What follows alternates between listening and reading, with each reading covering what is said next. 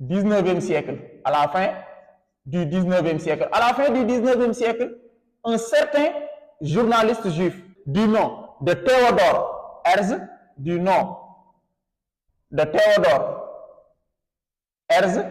qui est né en 1860 et mort en 1904, est un journaliste juif qui va d'abord se pencher sur la question des juifs. Parce qu'à la fin du 19e siècle, les juifs étaient exterminés par l'antisémitisme. Les juifs étaient dispersés dans la diaspora. Donc la question juive va être posée par M. Théodore Herzl, qui va essayer maintenant d'apporter une solution à la question juive.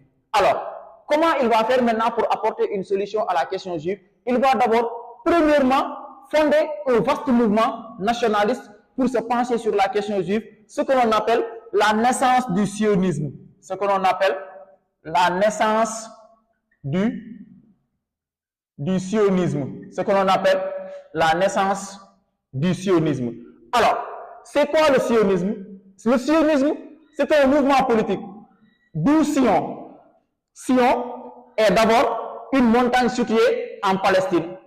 D'où Théodore Herzl va prendre aspiration maintenant sur Sion pour créer sionisme. Et le sionisme désigne un mouvement socio-politique,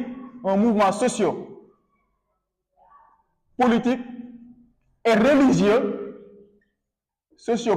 religieux, qui vise la création d'un foyer national juif en Palestine. Un foyer national juif en Palestine. Telle est la définition ou bien la conception du sionisme.